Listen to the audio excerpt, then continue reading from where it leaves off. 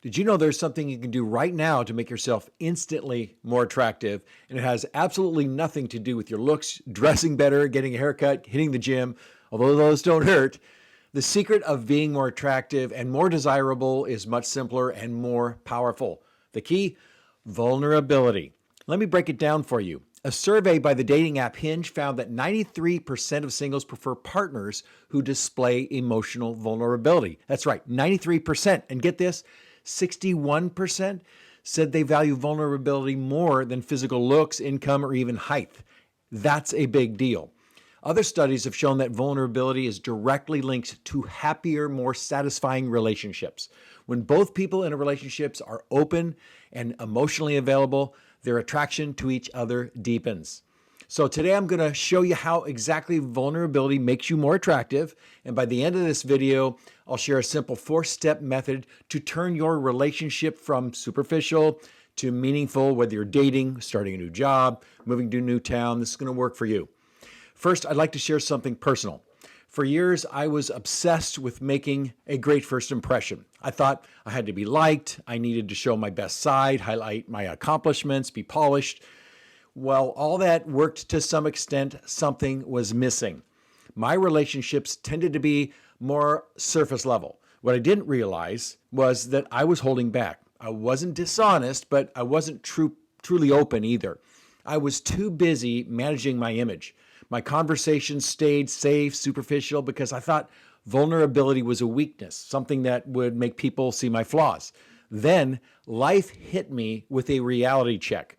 One of my greatest lessons I ever learned came through my biggest failure, my divorce. I couldn't hide it, I couldn't cover it up, and I definitely couldn't pretend everything was perfect.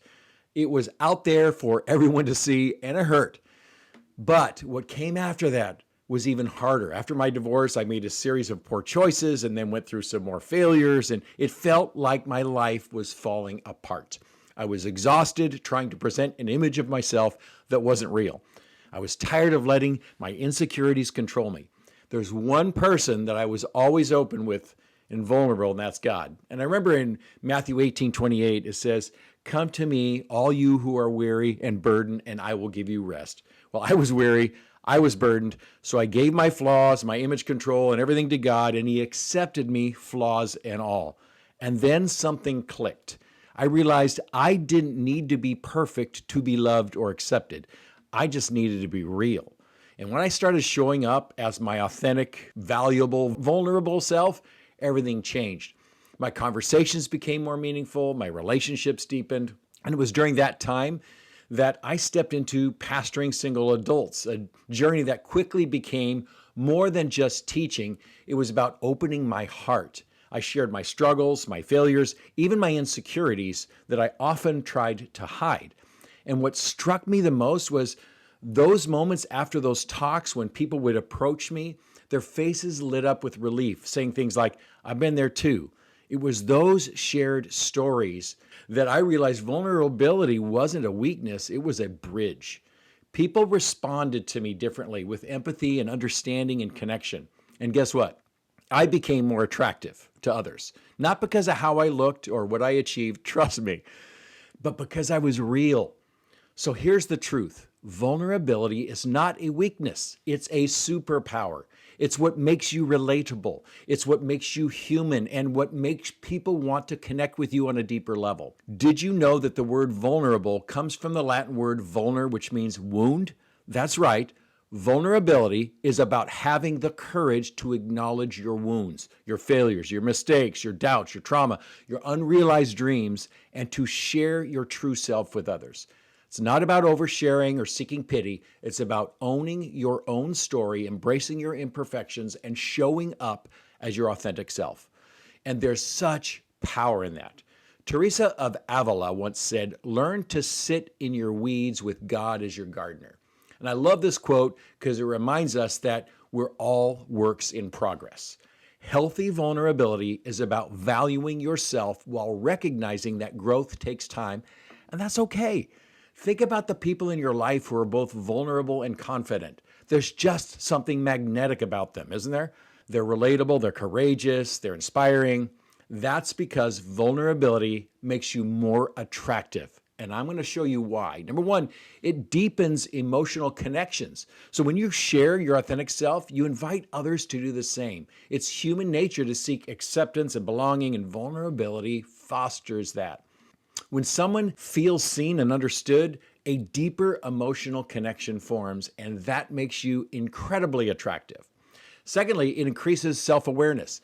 Vulnerability requires some self-reflection, and when you take the time to understand your own experiences and emotions, you grow as a person.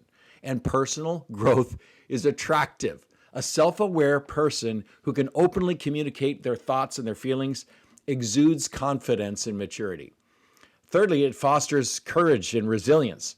And here's the truth, it takes guts to be vulnerable. But the more you practice it, the easier it becomes. Vulnerability becomes resilience and strengthens you, your sense of self-worth. You realize you don't have to hide your weakness. You can embrace them. And courage, that's undeniably attractive. Fourthly, and this is kind of ironic, it reduces shame. One of the most powerful things about vulnerability is it can help reduce shame, because if you're ashamed of something and you speak it out, it removes its power. Shame thrives in secrecy. When you open up, you not only free up yourself, you create space where others can do the same. It's a cycle of healing and connection. So yes, vulnerability makes you more attractive and desirable. But let me add a word of caution. Before you start opening up to everyone, take a moment to check in with yourself. And if you feel insecure or anxious about sharing your story, it might be worth talking to a counselor or a therapist, someone that can help you through processing your hurts and your pains. Sometimes we just need help, and that's okay. I've done it myself, and it made a world of difference. Here's the best part, though. Once you gain a healthy perspective on your wounds, you will find freedom. You'll build deeper, more meaningful relationships without fear of rejection or pain holding you back. So let's recap real quick. Vulnerability is your superpower. It deepens connections, boosts self-awareness, fosters courage, reduces shame, and when you embrace it, you become more attractive, more relatable, and more real. So here's that step-by-step method for deepening vulnerability with somebody. It's called Match Plus One. We're all wired for deeper connections, but step by step through gradually increasing vulnerability. If that natural flow is disrupted, the connection can kind of stall or even stop altogether. So if you're online dating, getting to know somebody new, this is a powerful way to build meaningful connections, and bonus, it makes you more desirable too. If you have known somebody for a while, you may see that you're on step 3 instead of step 1. Deepen your vulnerability at a pace that makes sense in your relationship. So here's how it works. Start by sharing something personal, but not too deep. See how the other person responds, and if they open up in return, you can take it a step further by sharing something slightly more vulnerable. It's all about creating a natural flow of conversation, like a dance, where two partners take turns leading. This isn't a one and done conversation, and it can take weeks or even months to go from surface level to some of the deepest conversations you'll want to have. That's okay. One important tip: even if someone is reciprocating, don't overwhelm them by unloading your deepest secrets all at once. Vulnerability is about building trust over time. Relationships are like gardens. They grow with care, attention, and patience. So take your time and let vulnerability deepen naturally as the relationship develops. So let's explore the 4 levels of vulnerability. Each one helps you connect more deeply without overwhelming yourself or the other person. Level 1 is surface vulnerability. This is all about safe and casual sharing, where you start with something that's light, low risk. You reveal a little bit about who you are without going too deep too fast. It's the kind of vulnerability that makes small talk a little more meaningful and fun. All relationships need this, whether it's a first date or a long-term marriage or a great friendship. It's simple conversation. You might say something like, "Hey, what's the best thing that happened to you this week?" It invites a positive response and makes it easy and a natural back and forth sharing. Usually they'll ask you something similar in return. You might say something like, "I got to see a movie that I've been wanting to see," or "I finished a project at work I've been working on for a while." Another easy opener is something like, tell me a little bit about yourself. People love to talk about themselves, and they'll likely share a bit about their job, family, hobbies. When they do, they'll expect you to share in return. But here's the key. Keep it light. Keep it appropriate for where you are in the relationship. If somebody were to say to me, how you doing? Or what do you do for a living? And I said, I'm a pastor. I got into ministry after a tough period in my life. I went through a painful divorce and I joined a church with a singles group and I had to do a ton of counseling to get over it. And then I had a series of painful dating experiences. I'm not really sure why they wanted me to be their pastor. I felt like such a failure. Like, if you drop that kind of detail on somebody at first, it's going to derail what you're trying to accomplish. At this stage, it's important to keep things light, fun, and playful. It's a great time to build rapport by maybe some light teasing. For example, if someone says their favorite pizza is Hawaiian, you might say, it looks like we can't be friends anymore. Or if they say, I have a cat, you might say, why do you hate dogs so much? If you do things in a fun and playful way, it's a great way to build rapport. The key is to keep your tone friendly, your face expressive, so they know you're joking. Remember, if you're just getting to know someone, level 1 vulnerability is about building a foundation. It's an easy way to connect with somebody when you're just getting to know them. Keep it light, keep it playful. Level 2 is relatable vulnerability, sharing personal experiences and emotions. At this stage, vulnerability deepens as you move beyond just facts and surface level conversation to share your personal experiences and the emotions that are tied to them. This makes you more relatable and relational. It's not about oversharing or laying out your entire life story. It's about allowing glimpses of your inner world, showing that you're not immune to life's challenges that come your way. Relatable vulnerability invites others to do the same thing with you. It breaks down walls and fosters trust. When people see that you're willing to express your own feelings and struggles, they're more likely to feel safe enough to share theirs. For example, if someone asks how work is going, you might say, I've been feeling pretty overwhelmed at work lately. It's been tough to keep up with everything, and I'm trying to figure out how to balance it all. I got a presentation due soon. I'm unsure of how I'm going to pull it off. You see, you're not just sharing about the fact that you're busy. You begin naming the feeling. You're overwhelmed, and you're acknowledging the struggle to maintain balance. That emotional honesty is what makes it relatable. Most people can identify with feeling stretched or thin or out of balance at some point in their lives. By sharing your emotions in a natural conversational way, you send an important signal. You're willing to go beyond surface level topics. You're comfortable being real, even if it's imperfect, and you're inviting others to meet you at a deeper level. Relatable vulnerability doesn't have to be dramatic or deeply personal. It can be as simple as saying, I've been feeling a bit disconnected with friends. I'm realizing how much I miss that. What matters most is you're sharing how you feel, not just what you're doing. This makes your interactions more meaningful and opens the door to mutual understanding. Level 3 now, step 3 is personal vulnerability. This is really going deeper and revealing fears and struggles and doubts that you have. At this level, vulnerability enters a territory that requires a bit more courage. This is where you reveal aspects of yourself that you might normally keep hidden, the doubts that whisper in your mind, the fears you carry, or the struggles that kind of weigh you down. Opening up in this way is powerful. It shows raw humanity. You're no longer just sharing relatable experiences or emotions. You're allowing someone to see the parts of yourself that you feel a little uncertain about or fragile about or even messy. This kind of openness invites empathy and can profoundly deepen connection. It creates an environment where honesty and authenticity thrive. When you take a risk to reveal something you're struggling with, you send a message that says, I trust you with this part of me. I don't have it all figured out, and that's okay. I'm open to meaningful conversation, not just surface talk. By sharing your doubts or your fears, you break down the illusion that everyone else has their life perfectly together, right? People often feel isolated in their struggles, believing they're the only ones facing what they're facing. Personal vulnerability shatters that myth and invites deeper connection by saying, you're not alone in this. Here's an example. I've been feeling like I'm not on the right career path. Sometimes I feel like I'm going through the motions and I wonder if I'm really truly making a difference. That kind of vulnerability shares beyond just what's going on, beyond just feelings, to feeling What am I doing in life? It's a deeper layer of personal uncertainty. You're revealing an internal struggle, one that many people can relate to, but sometimes hesitate to voice.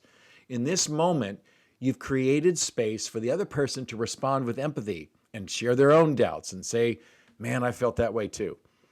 That's where real connection happens. Maybe it's not work related. Maybe it's, I've been feeling a bit lost lately. I feel like I'm not sure what the next step in my life should be. Or honestly, I've been struggling with self-doubt. I keep wondering if I'm really capable of handling everything that I got on my plate. There are times when I feel I'm not measuring up as a parent. These kinds of things we all face at times.